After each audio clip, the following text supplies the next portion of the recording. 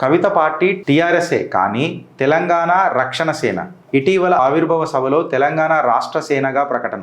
తెలంగాణ రక్షణ సేనకు కేంద్ర ఎన్నికల సంఘం అనుమతి. టీఆర్ఎస్ తనకు రాసిపెట్టుందేమో అంటూ కవిత పోస్ట్. ఈ పోస్టులలో పలు అనుమానాలు ఉన్నాయి తెలుసా నీకు. ఫస్ట్ ఏమైందంటే ఎలక్షన్ కమిషన్ తను మాట్లాడినప్పుడు తన స్పీచ్లో ఎలక్షన్ కమిషన్ అప్రూవ్ చేసింది నా పార్టీ నేము అని చెప్పింది. చెప్పిన తర్వాత తీరా పోయి చూస్తే ఏమైందనంటే ఎలక్షన్ కమిషన్ అప్రూవల్ ఏమి ఇయ్యలే. కవిత గారు ఏం చెప్పారు, ఎలక్షన్ కమిషన్ వచ్చి నాకు పర్సనల్గా లెటర్ ఇచ్చిపోయినరు అని చెప్పారు. ఎలక్షన్ కమిషన్ లెటర్ ఏమని చెప్తున్నది, నేను చూసిన కాడికి ట్విట్టర్లో అక్కడిక్కడ పెడితే ఏమని వచ్చింది, ఎలక్షన్ కమిషన్ డేటా ప్రకారం April 23, 2026కి తను ఈసీ లెటర్ రాసింది క్లియర్ కట్గా. అంటే జనవరిలోనైతే పెట్టలే కదా కవిత గారు. ఇక్కడ క్లియర్ కట్గా మళ్ళీ ఆమె మాట్లాడిన దానికి అక్కడ ఎలక్షన్ కమిషన్ చెప్తున్న దానికి పొంతన వేరే ఉంది కదా. కవిత గారు 5 పేర్లు సజెస్ట్ చేసిరట. ఎప్పుడు ఆమె అనౌన్స్ చేసినప్పుడు ఏమేం పేర్లు, తెలంగాణ ప్రజా జాగృతి, తెలంగాణ జాగృతి, తెలంగాణ రక్షణ సేన, తెలంగాణ రాష్ట్ర జాగృతి, తెలంగాణ ప్రజాశక్తి. ఏడ కూడా తెలంగాణ రాష్ట్ర సేన ఉందా? ఆమె మాట్లాడిన పేర్లలోనే లేనిది ఎలక్షన్ కమిషన్ కన్ఫర్మ్ చేసింది.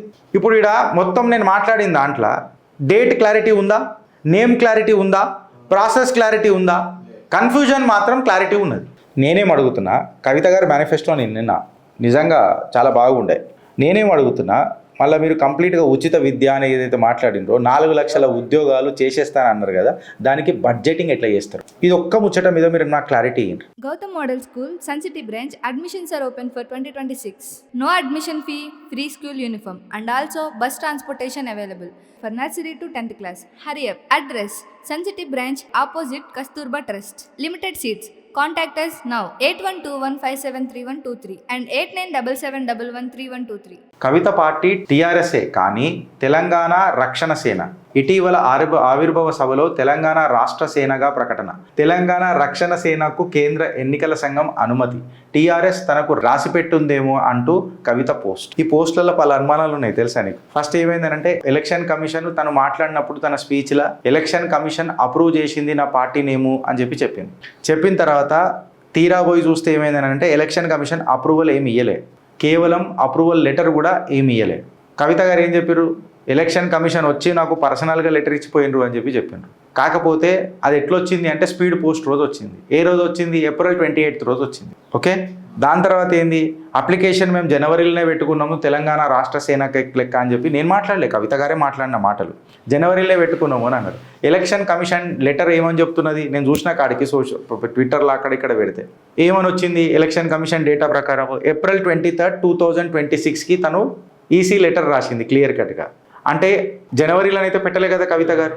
ఇక్కడ క్లియర్ కట్గా మళ్ళీ ఆమె మాట్లాడిన దానికి అక్కడ ఎలక్షన్ కమిషన్ చెప్తున్న దానికి పొంతన వేరే ఉంది కదా.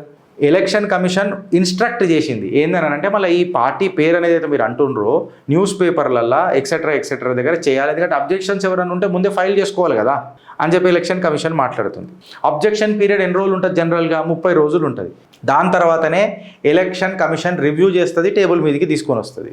ఎన్ని అనుమానాలు ఉన్నాయో చూడండి పేరు మీద. ఇక దీని తర్వాత కవిత గారు 5 పేర్లు సజెస్ట్ చేసిరట. ఎప్పుడు ఆమె అనౌన్స్ చేసినప్పుడు ఏమేం పేర్లు, తెలంగాణ ప్రజా జాగృతి, తెలంగాణ జాగృతి, తెలంగాణ రక్షణ సేన, తెలంగాణ రాష్ట్ర జాగృతి, తెలంగాణ ప్రజాశక్తి. ఏడ కూడా తెలంగాణ రాష్ట్ర సేన ఉందా?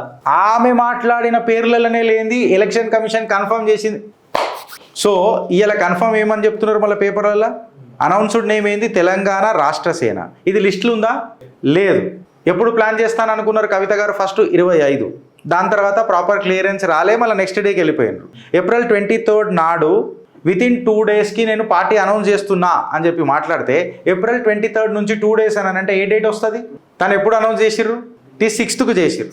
అంటే 2 రోజులల్లో 30 రోజుల అబ్జెక్షన్లు ఎలక్షన్ కమిషన్ కవిత గారు చెప్పినారు అని చెప్పి కవిత గారి కోసము సవరించేసి 30 రోజుల పరిధిని 3 రోజులకు తీసుకొని వచ్చి ఇచ్చేసిరనంటే నమ్మేదెట్టాగా నమ్మించేదెట్టాగా అని అడుగుతారా, అడగరా?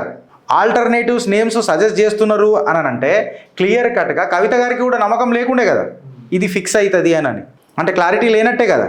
ఇప్పుడు ఇక్కడ మొత్తం నేను మాట్లాడిన దాంట్లో డేట్ క్లారిటీ ఉందా, నేమ్ క్లారిటీ ఉందా, ప్రాసెస్ క్లారిటీ ఉందా, కన్ఫ్యూజన్ మాత్రం క్లారిటీ ఉన్నది. ఉందా లేదా బ్రదర్? నేను మాట్లాడిన దాంట్లో వాస్తవమా కాదా ఫ్రెండ్స్, మీరు చెప్పురు నాకు. ఎలక్షన్ అప్రూవల్ అనేది ఒక స్ట్రక్చర్డ్ లీగల్ ప్రాసెస్.